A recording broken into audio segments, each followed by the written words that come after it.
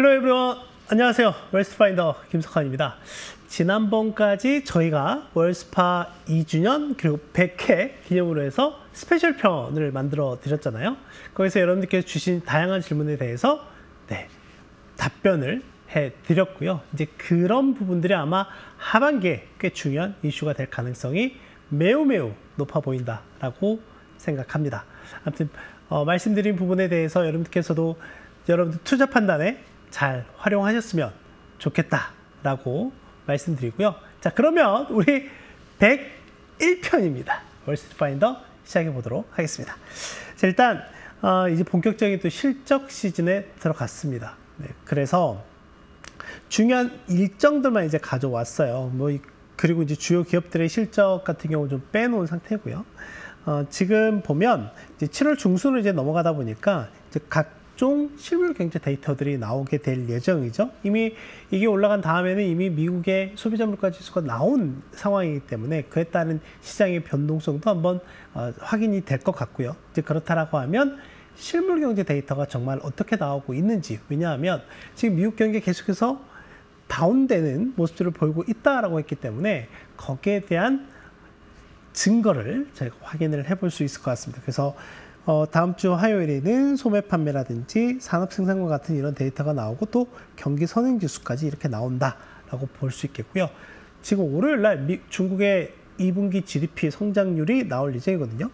이전에 1분기에 깜짝 서프라이즈하게 올랐어요. 5.3%였는데 지금 시장 예상은 5% 정도가 된다라고 볼 수 있겠고, 다른 일정들 중에서는 공화당은 이미 이제 트럼프 전 대통령이 이제 이번 대선 후보이고요. 이제 아직 러닝메이트로 부통령을 누가 할지 안 나왔습니다. 아마 이번 주말 내에는 나올 것 같다라고 하는 거고요.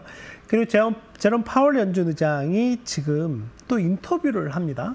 그 블룸버그의 데이비드 루벤스타인이라고 하는 분과 이제 대담을 하는 형식의 인터뷰를 하는데, 또 여기에서 다양한 인사이트를 또 얻을 수 있겠죠. 다만 이번 상하원 청문회에서 시장 투자자들은 9월 금리 인하에 대한 기대감을 상당히 높였기 때문에 거기에 대한 다시 한번 확인하는 절차가 있을 것 같다라는 것, 그리고 22 통화정책회의도 있을 예정이지만 이번에는 동결이 될 가능성이 높다.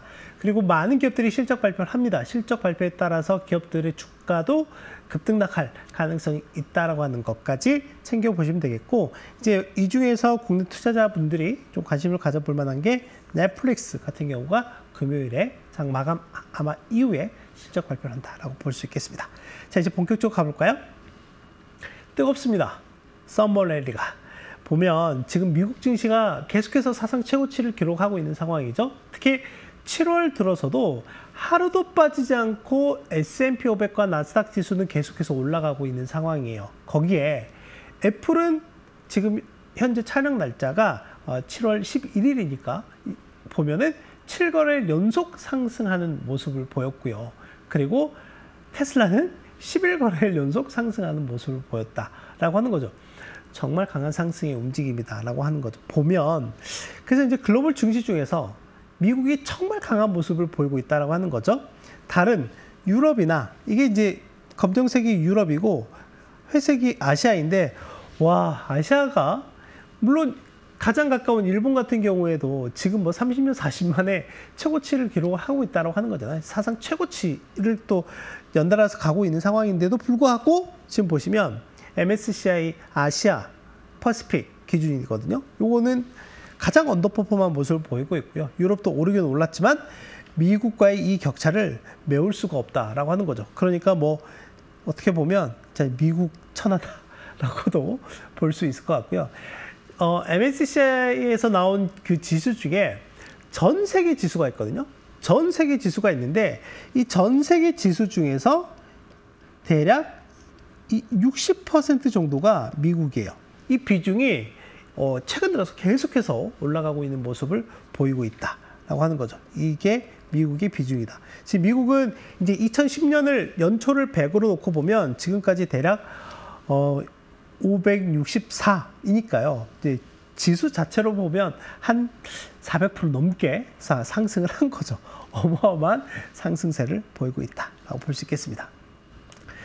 올해도 마찬가지예요. 그러니까 특히 보면 앞에서도 그러면 이게 촉발이 됐던 시점이 언제냐. 적어도 이제 저희가 팬데믹 이후에 어느 정도 좀 일정하게 같이 가는 부분들이 있었거든요. 그런데 이 격차가 더 벌어지게 된 계기는 지금 모든 증시의 흐름에서 가장 중요한 변곡점이 된 게 2022년 연말이죠. 바로 오픈 AI의 챗 GPT가 나온 이후에 촉발된 글로벌 생성형 AI 전쟁이다라고 볼 수 있겠습니다. 그리고 그 전쟁에서 가장 우위를 점하고 있는 데가 바로 어디다?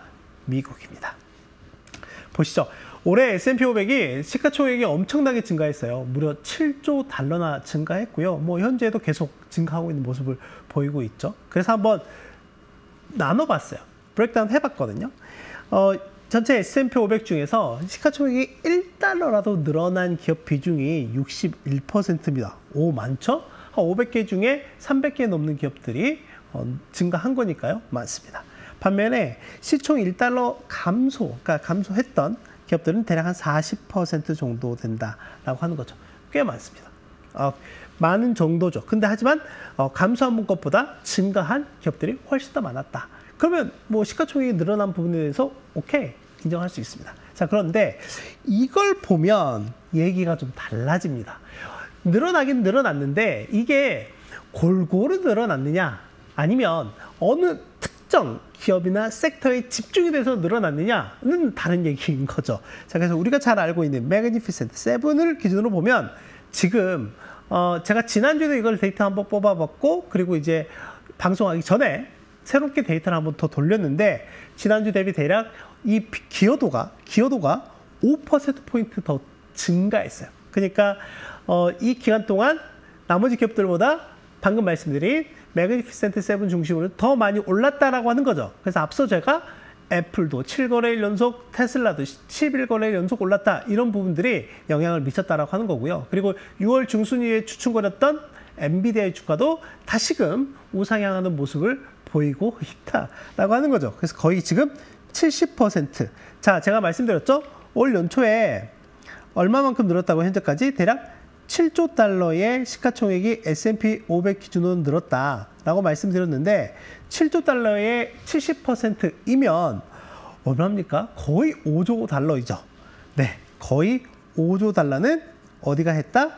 바로 이 7개 기업이 했다라고 보면 될 것 같습니다. 그럼 나머지 시가총액이 늘어난 순서대로 상위 10개, 상위 20개 뭐 이렇게 한번 끊어봤어요. 상위 10개로 하니까 전체 한 80%가 설명이 되고요. 기여했고요. 20개로 하니까 93% 정도 됩니다.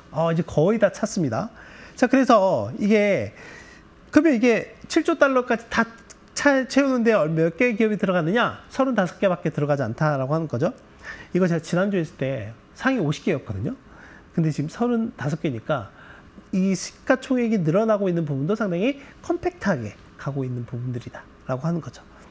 상당히 압도적인 모습들을 보이고 있다라고 볼 수 있겠습니다. 근데 이건 우리 국내 투자자들이 직접 체감을 하고 있습니다. 직접 체감을 하고 있는데 이게 뭐냐면 우리나라 예탁결제원에서 있는 일명 해외 주식을 투자하고 있는 개인 투자자, 즉 서학개미들이 보유하고 있는 금액가 기업들의 순서거든요. 뭐 ETF 포함해서. 근데 이제 상당히 많은데 그 중에서 5개만 가져왔습니다. 5개만. 왜냐하면 이 5개가 뭐 나머지 합친 것들보다 훨씬 더 많기 때문에 그렇다고 보면 되겠고요.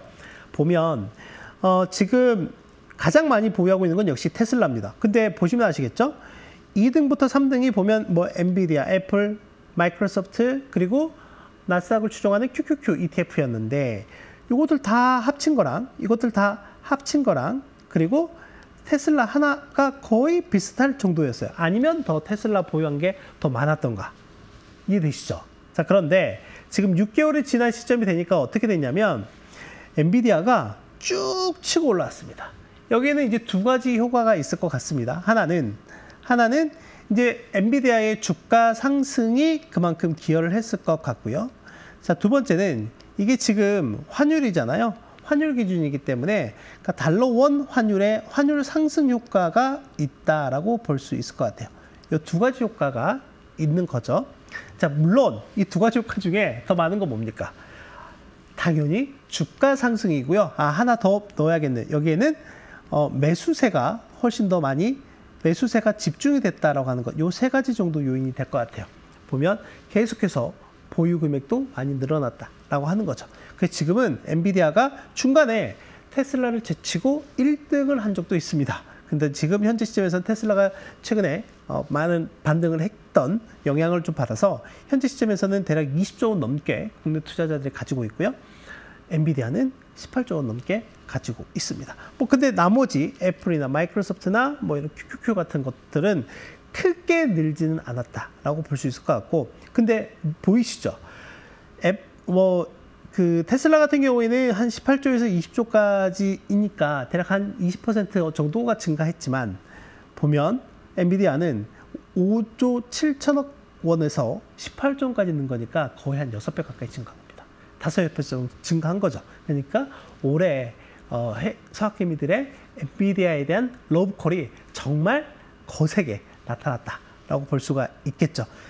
그리고 이제 전체 탑5의 보유 금액은 연초 대비 전체적으로 한 48% 정도 증가했다. 근데 엔비디아는 훨씬 더 아웃퍼폼하는 모습을 보였다 정도로 정리할 수 있겠습니다. 자, 근데 이제 중요한 건 뭐냐면, 항상 이렇게 뜨거운 모습도 있지만 다른 한편으로는 이 뜨거운 가슴을 약간 좀 진정시켜줄 필요가 있을 것 같아요. 그래서 그 내용을 좀 가져왔습니다. 제가 항상 이제 말씀드리면서 다른 한쪽에서의 시각도 균형을, 밸런스를 맞추기 위해서 이제 가져와서 말씀을 좀 드리는데, 그동안에 저희가 이제 봐왔던, 특히 이제 미국의 증시와 또는 미국의 경제 상황을 가장 잘 나타내고 있는 지표들, 대표적인 지표들이거든요. 이제 그 중에 하나가 나스닥 100 지수의 12개월 선행 PER과 그리고 시트에서 나오는 미국의 경기 서프라이즈 인덱스를 가지고 비교를 해볼 필요는 있다라고 하는 거죠. 과거에도 보다시피 약간은 이제 들쑥날쑥한 이 변동성의 차이는 있기는 하지만 전체적인 방향성을 보는 게 중요합니다. 그러니까 트렌드가 같이 가느냐, 같이 가지 않느냐. 이제 거기에 따라서 항상 말씀드렸던 상관성에 대해서 저희가 좀 판단을 해봐야 되기 때문에. 자, 그런데 보면 알겠지만 대체적으로 유의미한 상관관계가 나타났더라라고 하는 거죠. 자, 그런데 어느 시점에서부턴가, 그러니까 작년 어느 시점에서부턴가 보시다시피 나스닥은 계속해서 우상향하는 모습을 좀 보이고 있고요. 반면에 서프라이즈 인덱스는 하락하는 모습을 좀 보이고 있다. 이거 지금 방향이 엇갈리고 있는 거예요. 자, 그리고 또 하나는 S&P 500 지수와 다우 내에 있는 운송 평균 지수를 볼 필요가 있습니다. 근데 왜 운송 평균 지수를 봐야 돼? 라고 하면 이게 약간 선행성을 갖고 있어요. 선행성. 왜 그렇죠? 자, 소비자들이 물건을 사기 위해서는 그 물건이 먼저 매장이나 또는 어느 특정 장소에 도착을 해야 하잖아요. 그렇기 위해서는 그 앞단에 물류가 좀 더 빨리 움직인다라고 하는 거죠. 특히 미국 같은 경우는 트럭 운송이나 이런 부분들이 상당히 중요하고 발달되어 있다라고 하는 것도 잘 아시죠? 특히 테슬라가 트럭을 내놓은 이유도 그 중에 하나이다라고 볼 수가 있을 것 같고요. 자, 아무튼 이 운송 평균 지수가 선행 지수의 성격을 갖고 있는데 대체적으로 이게 올라가면 전체 증시 움직임도 좋다라고 하는 거죠. 왜냐하면 소비자들이 가게가 더 많은 소비를 하고 있다라고 하는 거고, 그게 기업들의 이익 증가와 투자 사이클과 고용 증가로 이어지는 선순환을 만들어내기 때문에. 자, 그런데 이게 반대가 되면, 운송 평균 지수가 하락을 하게 되면 그 반대의 상황이 되겠죠. 선순환이 아니라 악순환이 발생할 수도 있다라고 하는 거죠. 자, 그래서 보면 전체적인 움직임이 똑같이 갑니다. 자, 그런데 최근에는 이 두 지표 간에 어떤 상관관계가 약간 엇갈리는 모습들이 나오고 있더라라고 하는 겁니다. 자, 그래서 이거는 지금 이 뜨거운 가슴을 약간은 냉각시켜줄 만한 요인이니까 같이 한번 챙겨서 보시면 좋을 것 같고요. 지금 매 월스파마다 한두 개 정도는 소개해드리고 있으니까 그것들을 한번 종합해서 소개해드릴 수 있는 한번 시간도 한번 만들어 보도록 하겠습니다. 자, 이제 어닝 시즌 얘기를 해봐야 될 것 같아요. 2분기 어닝 시즌이 이제 본격적으로 시작이 됩니다. 일단은 은행주들부터 시작을 해서요. 뭐 7월 마지막 주와 8월 첫째 주간에 보면 우리가 알고 있는 대다수의 기업들이 S&P 500 내에서 발표를 한다. 지금 보시다시피 7월 넷째 주와 8월 첫째 주에 보면 뭐 전체 S&P 500 기업들의 대략 한 60%가 발표를 할 예정이다라고 볼 수가 있을 것 같고요. 이제 그렇기 때문에 이 어닝 시즌이 과연 이제까지 뜨거웠던 이 서머 랠리를 연장시켜 줄 거냐 아니면 중단될 수도 있냐라는 그 기로에서 매우 중요한 역할을 할 걸로 보고 있습니다. 자, 지금 시장의 예상은 정말 좋아요. 정말 좋습니다. 자, 여기 주황색은 뭐냐면 2022년부터 올해 1분기까지 전체 어닝 시즌에서 실제 EPS가 증가했던 부분이거든요. 보시면 알겠지만 항상 이렇게 검정색 선보다 위에 있었기 때문에 뭘 있었다? 항상 서프라이즈를 기록했었다라고 하는 거예요. 서프라이즈를 기록했었다라고 하는 거죠. 자, 그런데 지금 작년 4분기, 올해 1분기, 작년 4분기에 대략 8.2%였거든요. 이익 증가율이. 자, 그런데 올해 1분기에 약간 슬로우된 부분이 있어요. 자, 그런데 현재 시장 예상치는 다시 이렇게 늘어날 거야 라고 보고 있습니다. 2분기 이익 증가율 추정치가 전년 동기 대비 대략 9% 정도 될 걸로 보고 있고요. 이 9% 같은 경우에는 2022년 1분기 이후에 가장 높은 수준이다라고 보면 되겠고, 또 하나 작년 올해 1분기 그리고 작년 4분기 그리고 지난해 3분기 그리고 지난해 2분기를 저점으로 해서 계속해서 우상향하는 모습을 보이고 있다라고 하는 거죠. 그래서 지금 어닝 시즌에 대한 기대감이 어떻다고요? 이 정도가 아닙니다. 이렇게 높은 상황이다라고 볼 수 있겠습니다. 자, 그래서 최근 3개월 동안, 그러니까 1분기가 끝나고 난 다음에 각 섹터별로 이익 추정치가 얼마만큼 증감을 했는지에 대한 데이터를 좀 가져왔는데, 지금 2분기 추정 EPS 변화율인데요. 일단 좀 늘어날 걸로, 그러니까 해당 기간 동안에 EPS가 늘어날 걸로 본 섹터가 경기 소비재나 소재나 커뮤니케이션, 에너지, IT 요 정도인 것 같다라고 볼 수 있겠고요. 나머지 이쪽 필수 소비재가 가장 크게 좀 하락할 걸로 일단 보고 있는 상황이기도 합니다. 일단 뭐 이쪽 필수 소비재 쪽에서는 아무래도 좀 소비가 투다되는 이런 부분들도 좀 반영을 좀 하고 있는 것 같고요. 다만 좀 다른 부분이 있죠. 경기 소비재는 이거는 약간 경기에 좀 민감하게 움직이기 때문에 경기가 이제 동행하는 역할을 좀 하기도 하는데, 지금 시점에서 미국의 경기가 워낙 또 좋다는 걸 또 반증하고 있는 데이터일 수도 있다라고 하는 거죠. 다만 지금 기대치가 좀 높아져 있는 상황이다라고 했기 때문에 그 기대치를 얼마만큼 잘 충족을 시켜주느냐가 매우 중요할 것 같고요. 자, 또 하나 여기 보면 경기 소비재라든지 커뮤니케이션 서비스라든지 IT 같은 경우가 미국의 S&P 500 기준에서 보면 가장 시가총액 비중이 큰 것들입니다. 시가총액 비중이 큰 것들이기 때문에 지금 이 큰 것들에 대한 기대감이 더 많이 높아져 있는 거잖아요. 그래서 중요하다. 아까 저희가 처음에 말씀드렸던 것처럼 지금 시장은 아주 광범위하게 너도 좋고 나도 좋고가 아니야. 너보다는 일단 내가 더 잘 돼야 돼. 라는 정도의 쏠림이 심한 장세이기 때문에, 그리고 그 쏠림이 지금 말씀드린 요 세 업종에 집중이 되어 있다. 매그니피센트 세븐의 모든 기업들이 다 여기에 들어가 있다라고 보면 되겠습니다. 그래서 그 기업들의 이익이 매우 중요하다라고 보시면 될 것 같습니다. 자, 그리고 일단 금융 섹터가 가장 먼저 이제 실적 발표를 하기 때문에 금융 섹터 2분기 이익 증가율을 한번 좀 살펴보면, 일단 은행 쪽 대형 은행은 그렇게 크게 걱정을 하지 않습니다. 다만 지난 1분기에 JP모건이 약간 쇼크성 내용들을 좀 내놓은 적이 있긴 해서 약간 우려스러운 부분이 있긴 하지만, 그럼에도 불구하고 전체적인 이자 수익이나 이런 부분들은 워낙 또 견조한 모습을 보일 걸로 보이기 때문에, 다만 이제 다른 부분들에 따라서는 좀 살펴봐야 될 요인들이 좀 있는 것 같고요. 그래서 대신 이제 중소형 은행들이라든지 지역은행들 내용들을 좀 저희가 계속해서 좀 체크를 해봐야 될 것 같다라고 보면 될 것 같아요. 이번에 파월 의장 같은 경우에도 지금 미국의 상업용 부동산 시장과 관련해서도 언급을 한 게, 이게 지금 단기간에 끝날 문제는 아닌 것 같다. 앞으로 수년간 지속될 가능성이 높다라고 얘기를 한 부분이죠. 그리고 저희가 이제 잊혀졌던 상업용 부동산과 관련한 내용들이 최근 들어서 하나 둘 막 올라오고 있는 상황이긴 합니다. 실제 어떤 도심, 특히 뭐 샌프란시스코가 가장 전국에서 오피스 공시률이 거의 35%에 달할 정도로 높은 지역인데, 가장 높습니다. 가장 높은데 샌프란시스코 도심 내에 아주 유명한 빌딩 같은 경우가 거의 90%나 가격이 떨궈져서 거의 떨이로 팔렸다라고 하는 거잖아요. 자, 그런 부분들에 대한 우려가 아직은 시장에 남아있다라고 볼 수가 있을 것 같고요. 다만 이제 보험이나 이런 쪽 같은 경우에는 상대적으로 이익 증가율이 좀 더 나을 걸로 예상이 된다라고 정리를 하면 될 것 같습니다. 아시겠죠? 자, 전체적으로 한 주를 한번 정리해 보도록 하겠습니다.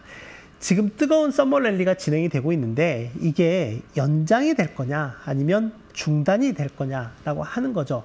뭐 연장이 된다라고 하는 데에서 좀 더 많은 기대감들을 갖고 있고 실제 이게 우리를 기쁘게 하는 요인이기도 하죠. 하지만 아까 말씀드렸던 것처럼 시장의 이 핫한 부분 외에 이 핫한 걸 약간은 냉각시켜 줄 수 있는 요인들이 좀 있기 때문에 그런 부분들도 저희가 같이 좀 챙겨봐야 된다라고 말씀드렸고요.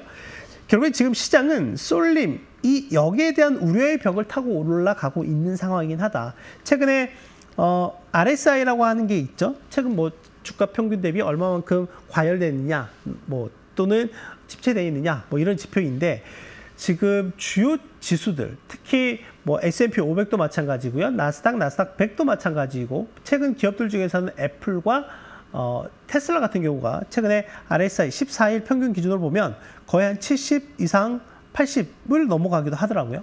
꽤 높은 상황이긴 한데 지금 이런 부분들이 좀 집중이 되어 있다라고 하는 거죠. 그래서 올해 S&P 500의 시가총액이 약 7조 달러 정도가 증가했는데 여기에서 우리가 잘 아는 매그니피센트 7의 기여도가 70%이고 시총 증가 기준으로 35개.